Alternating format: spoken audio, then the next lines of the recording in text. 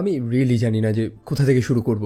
মানে কিছু কিছু সিনেমা যখন তার সিনেম্যাটিক গন্ডি পেরিয়ে রিয়েলিজমে বেশি ফোকাস করে না, তখন সেটা এক টাইপের ভয়ের আকার নেয়। ওয়েল, আমরা মার্কিন প্রেসিডেন্টকে দেখতে পারি, তার কি নাম এত কিছু জানার প্রয়োজন নেই। সে জাস্ট তার স্পিচটা প্র্যাকটিস করছে, যেটাকে তাকে টিভির সামনে বলতে হবে। সে জানে যে তারা বিজয়ের একেবারে সামনে, শীঘ্রই তারা জয়লাভ করবে। তবে কিসের থেকে? আসলে গোটা দেশ জুড়ে যে গৃহযুদ্ধ চলছে, যেখানে সেই দেশের বেশ কিছু স্টেট একত্রিত হয়ে, লাইক ক্যালিফোর্নিয়া, টেক্সাস, তারা একত্রিত হয়ে একটা রেজিম গঠন করেছে, যেটার নাম হচ্ছে ওয়েস্টার্ন ফোর্স, যারা সরকারকে সরিয়ে দেওয়ার চেষ্টা করছে। তবে প্রেসিডেন্ট একদম কনফার্ম যে তারা এই কাজটা করতে পারবে না, কারণ মার্কিন সেনাবাহিনীর সাহসের কাছে তারা কিছুই না। ওয়েল, আমরা একজন জার্নালিস্টকে দেখতে পাই, যার নাম হচ্ছে লি স্মিথ। সে টিভিতে বসে সেই রিপোর্টটা দেখছে এবং তার ঘরের জানলার কাছে আমরা টিভির একটা রিফ্লেকশন দেখতে পাই, যেখানে আমেরিকার ম্যাপটা দেখানো হচ্ছে এবং বহু দূরে একটা বিস্ফোরণ হয়, যার ফলে সেই কাঁচটা কেঁপে ওঠে, যেটা ইঙ্গিত দেয় যে গোটা দেশ কেঁপে উঠেছে। আর একেই বলে একটা স্মার্ট ফিল্ম মেকিং। কথা হচ্ছিল 2024 সালে সিভিল ওয়ার সিনেমাটাকে নিয়ে। সিনেমাটাকে পরিচালনা করেছেন অ্যালেক্স গার্ল্যান্ড, যিনি এর আগেও আমাদের দারুণ দারুণ কিছু সিনেমা উপহার দিয়েছেন। একই সাথে এই সিনেমাটা এসেছে A24 মিডিয়ার তরফ থেকে। এবং সত্যি বলতে বর্তমানের আলতু ফালতু সিনেমার ভিড়ে এই একটা মিডিয়া কোম্পানি ভালো ভালো কিছু সিনেমা উপহার দিচ্ছে আমাদের। সো একটু আগে যে কথাটা বলছিলাম, রিয়েলিজম, এই সিনেমাটা তো ভয়ের না, তবে এই সিনেমাটা এর চরম রিয়েলিজমের জন্য আপনাকে একটা ভয় ফিল করায়, এবং এই ভিডিওর মাধ্যমে আমি আপনাদের সেই ফিলটাই করানোর চেষ্টা করব যেটা আমি ফিল করেছি। সো হে গাইজ, আমি Arnab, welcome to my channel. আর এই ভিডিওতে আমি সিভিল ওয়ার সিনেমাটাকে সম্পূর্ণ এক্সপ্লেন করব। সো শুরুতেই আশা করি আপনারা প্রেক্ষাপটটা বুঝে গেছেন। মার্কিন প্রেসিডেন্ট যখন স্পিচ দিচ্ছে, তার মুখে হাসি, অন্যদিকে ব্যাকগ্রাউন্ডে কিছু প্রোটেস্ট, গুলাগুলি, মানে গোটা দেশে যে অশান্তিটা রয়েছে সেটা দেখাচ্ছে। তো এখন প্রশ্ন হচ্ছে যে সিভিল ওয়ারটা শুরু হলো কি করে, এই গৃহযুদ্ধ? এটা আমাদের জানা অত ইম্পর্টেন্ট না, বিভিন্ন কারণ হতে পারে।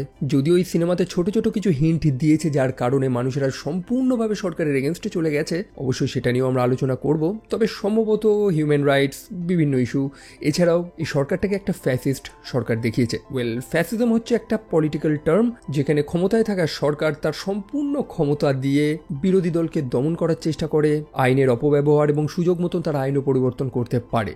তবে এই সিনেমাটা কিন্তু আমরা জাস্ট একটা দর্শকের ভিউতে দেখব না, বরং একটা জার্নালিস্টের পার্সপেক্টিভে দেখব, যার নাম হচ্ছে লি স্মিথ। সে কিভাবে এই জিনিসটাকে দেখছে। সো লি তার পার্টনার জুয়েলকে নিয়ে সেই স্থানে গিয়ে পৌঁছায়, যেখানে একটা বড় প্রোটেস্ট হচ্ছে। সেখানে সে কিছু ছবি টবি তুলছে। তবে সেখানে আরেকজন ফ্রিল্যান্সারকে আমরা দেখতে পাই, আর একটা ছোট্ট মেয়ে যার নাম হচ্ছে জেসি, সে ওরকম ছবি টবি তুলছে। হয়তো তার একটা জার্নালিস্ট হওয়ার শখ আছে। তবে সিচুয়েশন সেখানে চরম গরম। লিকে তো দেখে বোঝা যাচ্ছে যে সে একজন জার্নালিস্ট, সেই কারণে তার উপর কেউ আক্রমণ করবে না। তবে জেসি, তাকে দেখে তো বোঝা যাচ্ছে না। সেই কারণে সময় মতন লি জেসিকে সেখান থেকে সরিয়ে দেয়, তার জ্যাকেটটা তাকে দিয়ে দেয়। অ্যাটলিস্ট মেয়েটার গায়ে এবার কেউ হাত তুলতে পারবে না, কারণ বেকায়দা সেখানে লাঠি চার্জ হচ্ছে। আর তখনই একটা মেয়ে আমেরিকার পতাকা নিয়ে সেই ঝামেলার মধ্যে ঢুকে পড়ে। সে একটা সুসাইড বম্বার ছিল, যে বিস্ফোরণে সেই স্থানটা পুরো কেঁপে ওঠে। এখানে কিছু সার্টেন প্রশ্ন আমাদের আসতে পারে, লাইক সেই আত্মঘাতী মেয়েটা আমেরিকার পতাকা হাতে নিয়ে কেন দৌড়াচ্ছিল? আর এটাই তো পয়েন্ট, এখানে মানুষ সরকারের বিরোধিতা করছে, তবে সেই ফ্যাসিস্ট গভর্নমেন্ট মানুষদের এমনভাবে মগজধোলাই করেছে যে যারা বিরোধিতা করেছে তারা হচ্ছে দেশ বিরোধী, ফলস্বরূপ তাদেরকে উড়িয়ে দাও। আমি জানি এই সিনেমাটা একটা কন্ট্রোভার্সিয়াল সিনেমা, আমি যে টপিকগুলো নিয়ে আলোচনা করছি সেগুলো কন্ট্রোভার্সিয়াল, বাট আমার এক্সপিরিয়েন্সটা তো আপনাদের সাথে শেয়ার করতেই হতো নাকি। বিস্ফোরণের পর সেই স্থানে চারিদিকে লাশ পড়ে রয়েছে, মানুষের হাত পা চারিদিকে ছড়িয়ে রয়েছে। লি স্মিথ তার কাজটাই করছে, সেগুলোর ছবি তোলা। অন্যদিকে সেই মেয়েটা অর্থাৎ জেসি, সে কিন্তু লি স্মিথের ছবি তুলছে। অ্যাকচুয়ালি জেসি কিন্তু লিয়ের অনেক বড় ফ্যান। তারপর সেদিন রাতে লি তার বন্ধুদের সাথে বসে রয়েছে, মানে তার কলিগসদের সাথে। তারা প্রত্যেকেই জার্নালিস্ট, তারা একটা হোটেলে ঠাঁই নিয়েছে এবং ম্যাক্সিমাম জার্নালিস্টরা সেই হোটেলেই ঠাঁই নিয়েছে। তবে বিদ্যুতের সমস্যা সেখানে, ইলেকট্রিসিটি বারবার যাচ্ছে আসছে, ইন্টারনেটের স্পিডও খুবই কম, লিফট চলছে না। বিভিন্ন কারণে লি কিন্তু তার রিপোর্টটা কিন্তু পাবলিশ করতে পারছে না, মানে সে আপলোড করতে পারছে না। বাই দ্য ওয়ে, তারা প্রত্যেকে যাচ্ছে ওয়াশিংটন ডিসিতে, প্রেসিডেন্টের ইন্টারভিউ নেবে তারা। আপনারা তো জানেনই যে জার্নালিস্টদের মধ্যে একটা রেস চলে, যে কে আগে ইন্টারভিউ নেবে, কে আগে সেই রিপোর্টগুলোকে প্রকাশ করবে। সো এটা তাদের চ্যানেল, কেরিয়ার, সব কিছুর জন্যই বেস্ট হবে যে তারা আগে গিয়ে প্রেসিডেন্টের ইন্টারভিউটা নেবে, সবার আগে গিয়ে। ব্যাপারটা একটু রিস্কি, কারণ মেনলি এই সরকারটা জার্নালিস্টদেরই বেশি টার্গেট করছে, তারাই নাকি সরকার বিরোধী খবর ছাপিয়ে বেড়াচ্ছে। তবে লি কিন্তু একদমই ভয় পায় না, একটা চান্স নেওয়া যেতেই পারে। যাই হোক, সেই রাতে জেসি নামক সেই মেয়েটাও সেখানে গিয়ে পৌঁছেছে। লিয়ের সাথে তার সাক্ষাৎ হয়, সে লিকে ধন্যবাদ জানায়, নিজের মনের কথাটা বলে যে সে লিয়ের কত বড় ফ্যান। তবে লিয়ের কাছে এগুলো জাস্ট নর্মাল ব্যাপার, তাকে রেস্ট নিতে হবে, কালকে অনেক বড় কাজ আছে তাদের। লিকে দেখেও মনে হচ্ছিল যে সে খুব স্ট্রেসে রয়েছে, খুব চাপে রয়েছে। আর কেনই বা থাকবে না, লিয়ের কেরিয়ারটা কি অতটাই সহজ? নিজের চোখের সামনে সে যে দৃশ্যগুলো দেখেছে সেগুলো লিটারালি একটা সুস্থ মানুষকে ট্রমাটাইজ করে দেওয়ার মতো। তারপরের দিন সকালবেলা আমরা দেখি বহু মানুষ সাইকেল নিয়ে বেরিয়েছে। অ্যাকচুয়ালি গাড়ি চলছে না, সম্ভবত হয়তো পেট্রোল ব্যান করে দেওয়া হয়েছে বা কিছু একটা ইস্যু হয়েছে। এটা বুঝিয়েছে যে দেশে যেটা চলছে সেটা ছোটোখাটো কোনো ব্যাপার না, বাট জার্নালিস্টদের সেই অধিকারটা রয়েছে, তারা অন্তত গাড়িটা ইউজ করতে পারবে। সকালবেলা লি এবং তার লোকেরা যাচ্ছে ডিসির উদ্দেশ্যে, ওয়াশিংটনের উদ্দেশ্যে। তবে সেই ছোট মেয়েটা অর্থাৎ জেসিও তাদের সাথে রয়েছে। জানতে পেরেছি যে জেসি নাকি গতকাল সেই জার্নালিস্টগুলো যে আড্ডা দিচ্ছিল সেখানে তাদের সাথে মিশেছে, তাদের সাথে গল্প করেছে, তাদের মন জয় করে নিয়েছে। তো সেও তাদের সাথে যাওয়ার একটা সুযোগ পেয়েছে। তবে লি এতে একেবারেই খুশি না। সে খুশি না কারণ জেসি অনেক ছোট, তারা যে কাজটা করতে চলেছে সেটা খুবই রিস্কি, এতে জেসির জীবনও চলে যেতে পারে। সো তারা ম্যানহাটন থেকে ডিসির উদ্দেশ্যে যাচ্ছে। রাস্তা ছোট, তবে তাদেরকে ঘুরে যেতে হবে, অর্ধেক জায়গায় রোড ব্লক, নানান সমস্যা। তো তাদের প্রায় 3 গুণ রাস্তা অতিক্রম করতে হবে, প্রায় 800-রও বেশি মাইল। যাই হোক, তারা তো তাদের যাত্রা শুরু করে। আর তারপরে আসে এই মুহূর্তটা যেখানে রাস্তায় ভর্তি ভর্তি গাড়ি অ্যাব্যান্ডেন্ড হয়ে পড়ে রয়েছে। কি কারণ হতে পারে যে মানুষ তাদের গাড়ি ফেলে রেখে চলে গেছে? হতে পারে কোনো সাডেন অ্যাট্যাক। তবে সেই ওয়েস্টার্ন ফোর্স তারা তো সরকারের বিরুদ্ধে প্রতিবাদ করছে, সাধারণ মানুষদের উপরে তো তারা আক্রমণ করছে না। তাহলে কি সরকার নিজেই কাজটা করিয়েছে? বিভিন্ন স্থানে বিভিন্ন রোড ব্লক রয়েছে। আমরা দেখতে পাই সৈনিকরা পাওয়ার স্টেশনের পাশে রোড ব্লকটা তৈরি করেছে, সম্ভবত যাতে বিদ্যুৎটা তাদের কন্ট্রোলে থাকে। অন্যদিকে বেশ কিছু মানুষ ব্যাগ বাটোয়ারা নিয়ে পালাচ্ছে। এরকম একটা নরকীয় সিচুয়েশনে কেই বা থাকবে সেখানে। অন্যদিকে আমরা দেখতে পাই যে বেশ কিছু বাড়ি যার উপরে এয়ার স্ট্রাইক হয়েছে। এখন এয়ার স্ট্রাইক সরকার ছাড়া তো আর কেউ করবে না। সেই জার্নালিস্টদের মধ্যে যে সিনিয়র ছিল অর্থাৎ স্যামি, সেও এই কথাগুলোই তো বলছিল যে তারা যখন প্রেসিডেন্টের মুখোমুখি হবে তারা কি কি প্রশ্ন করবে সেগুলো একবার রিহার্সাল দিচ্ছে। এই যেমন প্রেসিডেন্ট আইন পরিবর্তন করে নিজেকে 3 বারের মতন ক্ষমতায় রেখে দিয়েছে। জনগণের উপরে নির্বিচারে এয়ার স্ট্রাইক করার কোনো আইন আছে নাকি, এরকমই নানান কঠিন প্রশ্ন তারা রেডি রেখেছে। আর তারপরে তারা একটা জায়গায় গিয়ে দাঁড়ায়।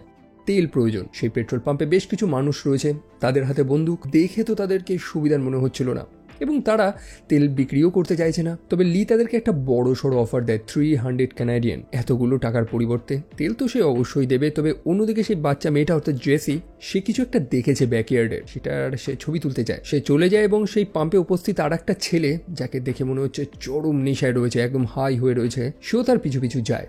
লিয়ের মনে একটু ভয় ছিল, বিশেষ করে জেসিকে নিয়ে তার খুব চিন্তা। সেও জেসির পিছু করতে থাকে।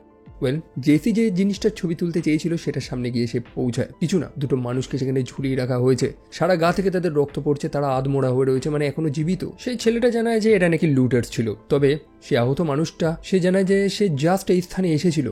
দেখুন, এইটুকুনি সত্য যে সেই দুটো মানুষকে যে ঝুলিয়ে রাখা হয়েছে তারা ইনোসেন্ট, তারা কোনো দোষ করেনি। তাদেরকে সেখানে ঝুলিয়ে চরম টর্চার করা হচ্ছে যতক্ষণ না মারা যায়। অথবা লি এবং জেসিকে সে প্রশ্ন করে যে চাইলে তাহলে সে এখন তাদেরকে গুলি মেরে ফেল। এখন কি করবে সেটা যদি লি এখন জানিয়ে দেয় তাকে।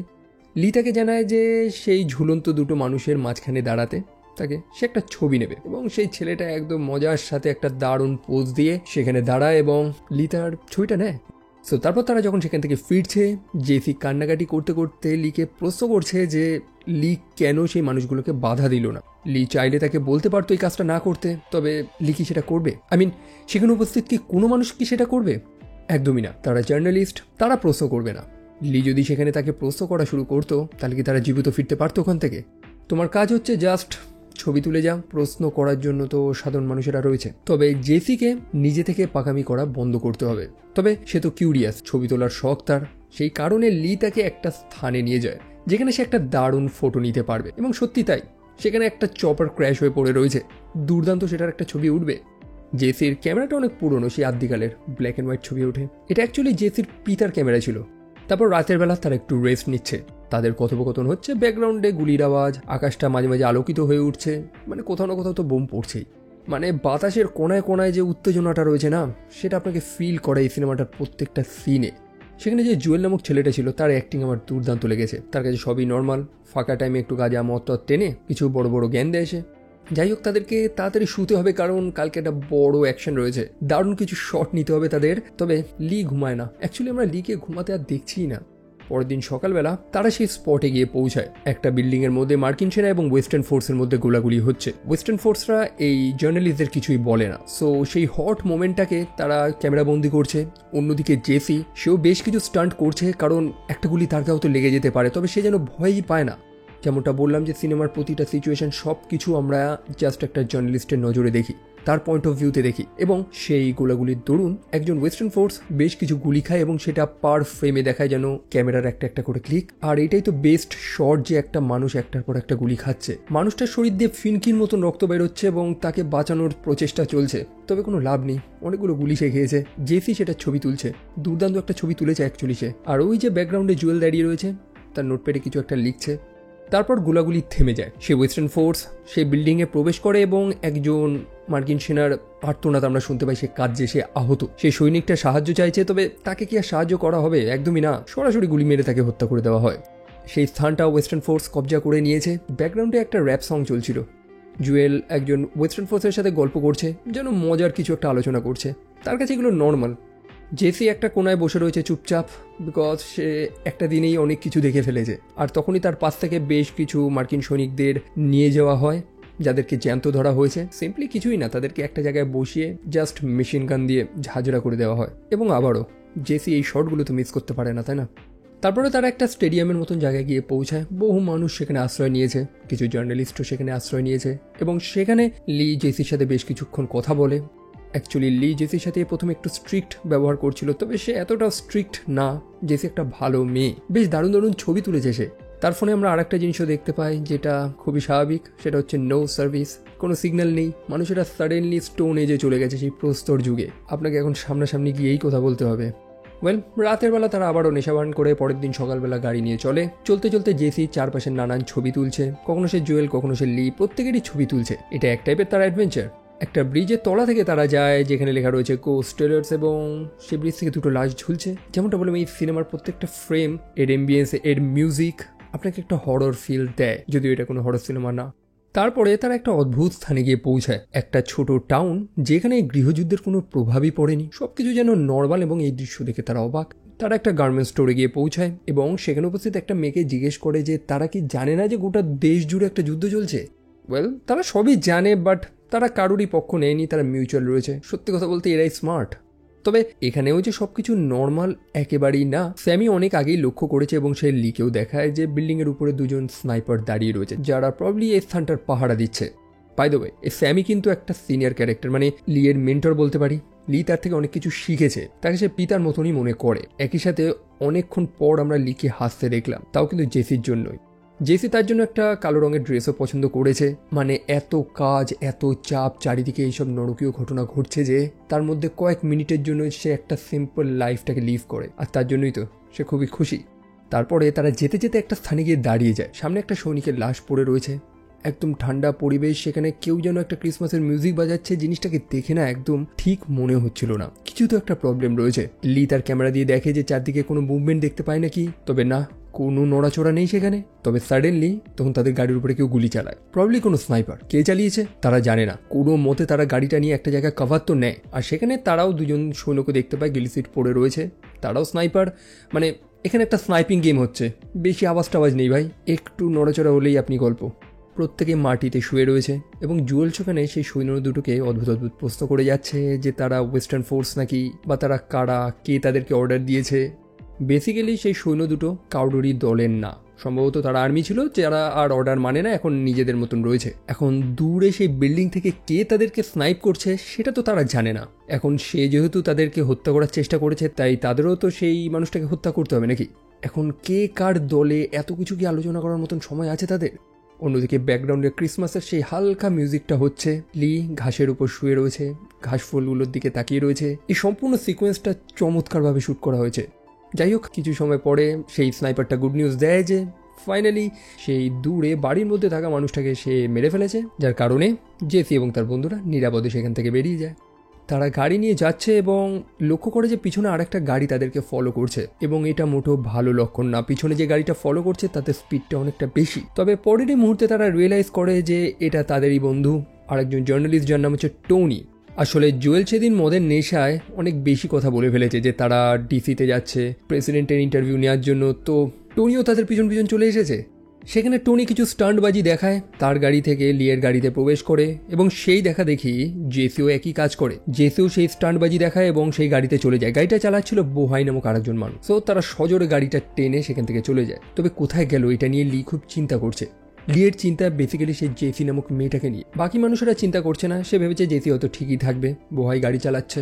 তবে কিছু সময় পরে তারা সেই গাড়িটাকে দেখতে পায়, দরজাগুলো খোলা, আশেপাশে বেশ কিছু সৈনিকদের গাড়িও রয়েছে এবং লি দূর থেকে জুম করে দেখতে পায় যে জেসি এবং বোহাইকে আরেকজন সৈনিক সেখান থেকে নিয়ে যাচ্ছে। সৈনিকগুলো বেসিক্যালি সেখানে মানুষদের মৃতদেহগুলোকে চাপা দিচ্ছে, হয়তো এই মানুষগুলোকে তারা মেরেছে এবং সেই মৃতদেহগুলোর উপরে নুন বা কিছু একটা ছেটাচ্ছে। আর যেমনটা বললাম, এই সিনেমাটা প্রতিটা মুহূর্তে তার ইন্টেন্সিটিটা বজায় রেখেছে। বডিগুলো তো ফেলছে, তবে একটা বডির পা আটকে গেছিল, সেটা সহজে পড়ছিল না, এই সিনটাও দেখিয়েছে। তবে লিয়ের এখন কি করা উচিত? তারা জানে যে সেই মানুষগুলোকে সৈনিকগুলো মেরেছে এবং সম্ভবত জেসি এবং বোহাই সেটা দেখে নিয়েছে। এখন তারা কোনো উইটনেস তো রাখবে না, লি যদি সেখানে যায় তো তাদেরকেও মেরে দেবে সে। তবে তার তো কিছু করা উচিত। লি এবং জুয়েল সেখানে চলে যায় সিম্পলি জাস্ট কথা বলার জন্য। তবে কথা বলে কোনো লাভ তো হয় না, সেখানে একটা সৈনিক ছিল। অভিনেতা জেসি প্লিমন্স এই চরিত্রটাকে পোর্ট্রে করেছে। রোলটা তার ছোট, তবে খুব ইম্প্যাক্টফুল ছিল। একটা লাল চশমা পরে হাতে বন্দুক নিয়ে সে দাঁড়িয়ে রয়েছে, সিম্পলি আস্তে আস্তে কথা বলছে তাদের সাথে। জুয়েল জানায় যে সেই জেসি এবং বোহাই তার কলিগ, তাদেরকে যাতে ছেড়ে দেয়, তারা প্রত্যেকে প্রেসের লোক।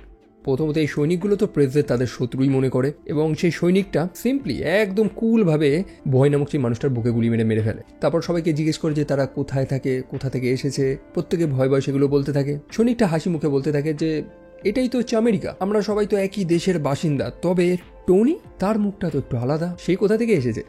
টনি জানে হংকং। আর তখনই সেই সৈনিকটা বলে ওঠে, ও চায়না, বলে সরাসরি তাকে গুলি মেরে ফেলে। সিচুয়েশনটা সেখানে এতটাই টেন্সড ছিল না, সেটা আমি আপনাদের মুখে বলে প্রকাশ করতে পারবো না। সেই সৈনিকটা জাস্ট হালকা মিষ্টি কথা বলছে, প্রত্যেকের মনে ভয়, গা হাত পা কাঁপছে, তারা কাঁদছে। তবে সেই মুহূর্তে স্যামি তাদের গাড়িটা সজোরে চালিয়ে এসে সেই সৈনিকগুলোকে ধাক্কা দেয় যাতে লি এবং বাকিরা পালাতে পারে। যদিও জেসি সেখানে সেই গর্তে পড়ে গেছে যেখানে লাশগুলোকে ফেলা হয়েছিল। এইসব দৃশ্য দেখে সে লিটারালি ট্রমাটাইজ। কোনো মতে নিজেকে সামলে সে গাড়িতে উঠে পড়ে এবং তারা গাড়িটা নিয়ে পালায়। তবে আরেকজন সৈন্য সেখান থেকে বেরিয়ে পড়ে যে বেকায়দা সেই গাড়িতে শুট করতে থাকে। জুয়েল সেখানে রয়েছে, জেসি এতটা আতঙ্কে রয়েছে যে সে বমি করে ফেলেছে। তবে স্যামি যে গাড়িটা চালাচ্ছিল সে আহত। সেই যে সৈন্যটা এলোপাথারি গুলি চালিয়েছে, একটা গুলি তার বুকে লেগে গেছে। স্যামি চরম আহত, তবে তার চিকিৎসা হবে কি করে? তাদের কাছে কোনো মেডকিটস নেই, আশেপাশে কোনো হাসপাতাল নেই, রাস্তাটা অনেক লম্বা। এবার তারা রাতে আর বিশ্রাম নেয়নি, সারা রাত তারা গাড়ি চালিয়েছে। রাস্তার দুপারের জঙ্গলে দাবানল লেগেছে, যার স্পার্কগুলো চারিদিকে ছড়িয়ে পড়েছে।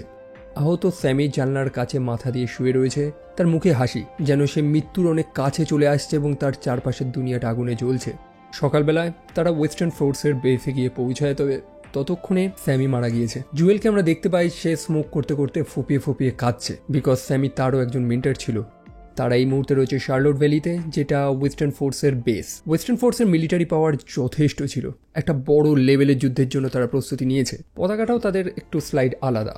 লি সেখানে বসে রয়েছে, মৃত স্যামির সে একটা ছবিও তুলেছিল। এরকম প্রশ্ন জেসিও তাকে করেছিল একটা সময় যে কোনো যুদ্ধে বা লড়াইয়ের সময় যদি জেসি মারা যায় তাহলে কি লি তার ছবিটা তুলবে? জার্নালিস্টদের কাজই তো এটা। তবে তার উপরেও তো আরেকটা জিনিস আছে, যেটা হচ্ছে মানবিকতা। লি স্যামির সেই ছবিটা ডিলিট করে দেয়। তবে তাদের সাথে জাস্ট এইটুকুনি খারাপ হয়নি, বরং এখানে এসে তারা আর একটা খারাপ খবর পায়। আজকে এই সকালে মার্কিন সেনাবাহিনী সম্পূর্ণ আত্মসমর্পণ করে দিয়েছে ওয়েস্টার্ন ফোর্সের কাছে এবং আজ রাতে ওয়েস্টার্ন ফোর্স চলেছে ডিসির উদ্দেশ্যে, অর্থাৎ তারা রাজধানী দখল করবে। মোটমাট যে আশায় তারা এখানে এসেছিল, তাদের আশা তো শেষ যে তারা প্রেসিডেন্টের ইন্টারভিউ নেবে। আর কি, কিছুক্ষণ পরেই সম্পূর্ণ ওয়েস্টার্ন ফোর্স তার ফুল বাহিনী নিয়ে চলে যায় ডিসির উদ্দেশ্যে। তাদের কাছে যথেষ্ট অস্ত্র রয়েছে এবং রাতের বেলা শুরু হয় যুদ্ধ। এই সম্পূর্ণ যুদ্ধের সিকোয়েন্সটা খুবই রিয়েলিস্টিকভাবে দেখিয়েছে। মানে আপনি এতদিন যুদ্ধের যত সিনেমা দেখেছেন, সেখানে জিনিসটাকে এমনভাবে প্রেজেন্ট করা হয়েছে যে যেন সেটা একটা সিনেমা, বাট এখানে যেন সবকিছু আসল। ওয়েস্টার্ন ফোর্স সম্পূর্ণ স্থানটাকে ঘিরে ফেলেছে। তারা ট্যাঙ্ক, অ্যাটাক চপার, নানান জিনিস নিয়ে সেখানে আক্রমণ করেছে। প্রেসিডেন্টকে বাঁচানোর মতন রয়েছে শুধু তার পার্সোনাল গার্ডস। যুদ্ধ চলছে, প্রত্যেকে তাদের ছবি নিচ্ছে। অন্যদিকে জেসি, যে বেশি কিউরিয়াস, প্রচণ্ড রিস্ক নিচ্ছে সে একটা ছবি তোলার জন্য। যাই হোক, প্রেসিডেন্ট এখন কোথায়? আর কি, হোয়াইট হাউসে লুকিয়ে রয়েছে। তারা কি কোনো ইন্টারভিউ বা প্রেসিডেন্টের কোনো বয়ান কি শুনতে পারবে? না। ওয়েস্টার্ন ফোর্স সম্পূর্ণ প্রস্তুতি নিয়েই এসছে যে আজকে তারা প্রেসিডেন্টকে এক্সিকিউট করবে। মোটমাট যে তাকে আগে দেখতে পারবে সেই গুলি চালাবে। আমরা দেখতে পাই যে হোয়াইট হাউস থেকে বেশ কয়েকটা গাড়ি সেখান থেকে পালানোর চেষ্টা করছে, কালো রঙের বুলেট প্রুফ গাড়িগুলো। তারা ভেবেছে যে হয়তো প্রেসিডেন্ট সেখানে রয়েছে। এলোপাথারি তারা সেখানে গুলি চালাচ্ছে, যার মধ্যে প্রেসিডেন্টের গার্ডস, তার পার্সোনাল অ্যাসিস্ট্যান্ট বা অন্য কিছু মানুষেরা রয়েছে, বাট প্রেসিডেন্ট সেখানে নেই। হয়তো এটা প্রেসিডেন্টের কোনো প্ল্যান ছিল এই মানুষগুলোকে ধাঁধা দেওয়ার জন্য, কি জানি। তবে লি জানে যে প্রেসিডেন্ট সে বিল্ডিংয়ে লুকিয়ে রয়েছে এবং তারা সেখানে প্রবেশ করে। ভেতরে গুলির আদান প্রদান চলছে। একজন সিক্রেট সার্ভিস এজেন্ট জয় বাটলার, সে নিরুৎসাহ ছিল, সে সারেন্ডার করে এবং জানায় যে প্রেসিডেন্টও সারেন্ডার করার জন্য রাজি। তারা ওয়েস্টার্ন ফোর্সের সাথে একটা নেগোসিয়েশন করতে যায়, কথাবার্তা বলতে চায়, তবে প্রেসিডেন্টকে এখান থেকে বেরোনোর একটা সুযোগ করে দিতে হবে। তবে ওয়েস্টার্ন ফোর্স এই প্ল্যান করে আসেনি। সেই সিক্রেট সার্ভিস এজেন্টটাকে গুলি মেরে হত্যা করা হয় এবং জেসি তার মানি মেকিং শটগুলো নিতে থাকে এক একটা। তবে বারবার সে এতটাই রিস্ক নিচ্ছে, বিশেষ করে সৈন্যরা যখন লড়াই করছে সে মাঝখানে চলে যাচ্ছে, আর এরকমই একটা সিচুয়েশনে এসে সে ফেসে যায়। লি প্রতিবার তো তাকে বাঁচায়, তবে এবার জেসির কিছু হয় না, কারণ তাকে বাঁচানোর জন্য লি মাঝখানে চলে আসে, যার কারণে সেই গুলিগুলো লি খায় এবং জেসি সেই মানি মেকিং শটগুলো নিতে থাকে যে বিখ্যাত জার্নালিস্ট লি স্মিথ কীভাবে গুলি খেয়ে মারা যায়। অবশেষে সেই ওয়েস্টার্ন ফোর্স প্রেসিডেন্টকে ধরে নিয়েছে। সৈনিকগুলো তাকে মেরেই দিত, তবে জুয়েল তাদেরকে আটকে দেয়, কারণ সে প্রেসিডেন্টের থেকে একটা কোড শুনতে চায় যে একটা মানুষ মরে যাওয়ার আগে কী বলছে, মানে তার চ্যানেলের জন্য তো ভালো হবে, তাই না? তবে বহু আগে স্যামি তাদেরকে একটা কথা বলেছিল যে যত বড় বড় নেতা টিভিতে যত বড় বড় কথা বলুক, তারা একটা সময় গিয়ে মানুষদের ডিসঅ্যাপয়েন্ট করে। উদাহরণস্বরূপ সে গদ্দাফি, মুসোলিনি অনেকের নাম নেয় এবং জুয়েল এখানেও সেম জিনিসটাই দেখতে পায়। সেই যখন বলে প্রেসিডেন্টকে কিছু একটা বলার, তখন প্রেসিডেন্ট জাস্ট একটাই কথা বলে যে এই মানুষগুলোকে বলো যাতে আমাকে না হত্যা করে। জুয়েল রিয়েলাইজ করে যে হ্যাঁ, স্যামি সঠিক কথাই বলেছিল যে যত বড় কথা তো টিভিতে। যাই হোক, প্রেসিডেন্ট যে এখানে লুকিয়ে রয়েছে এটা ওয়েস্টার্ন ফোর্স জানলো কি করে? এই টিপটা সেই সেনাবাহিনীর যে কমান্ডার যে সকালে সারেন্ডার করেছে সেই দিয়ে দিয়েছে। যাই হোক, জেসি তার ফাইনাল শটগুলো নিতে থাকে কিভাবে প্রেসিডেন্টকে এক্সিকিউট করা হয়, এবং লাস্টে পোস্ট ক্রেডিটে জেসির সেই ছবিটা দেখানো হয় যেখানে প্রেসিডেন্টের মৃতদেহ পড়ে রয়েছে এবং পিছনে ওয়েস্টার্ন ফোর্সের সৈনিকরা হাসি মুখে একটা পোস্ট দিয়েছে, এবং এই সিনেমাটা এখানেই শেষ হয়। আমি জানি না আমি আপনাদের কতটা বোঝাতে পারলাম, বাট আই উইশ আপনারা সেই ফিলটা করতেন যেমনটা আমি করেছি। আপনি চাইলে ডেফিনেটলি সিনেমাটা দেখতে পারেন, আমি হাইলি রেকমেন্ড করব। মানে এত সিনেমার ভিড়ে এমন সিনেমা খুবই রেয়ারলি আসে যে সিনেমাগুলো সিনেমা এবং রিয়েলিজমের মাঝে যে গণ্ডিটা থাকে সেটাকে মুছে ফেলে। সিনেমার প্রতিটা সিন, তার মিউজিক, প্রত্যেকের অভিনয় একটা আলাদা ফিল দিয়েছে আমাকে, এবং প্রতিবারের মতনই A24 মিডিয়া আমাকে এবারও ডিসঅ্যাপয়েন্ট করেনি। তো এইটুকুই বলার ছিল। আপনাদের কি বলার আছে সেটা ডেফিনেটলি কমেন্ট সেকশনে লিখবেন। আপনাদের ওপিনিয়ন্সটাও আমি জানতে চাই। যদি ভিডিওটা ভালো লাগে তো লাইক করতে পারেন, খারাপ লাগলে ডিসলাইক করবেন, চাইলে চ্যানেলটা সাবস্ক্রাইব করতে পারেন। আর আমি বিদায় নিচ্ছি আপাতত এই ভিডিও থেকে। দেখা হচ্ছে আপনাদের সাথে পরের আরেকটা ভিডিওতে। Take care and by.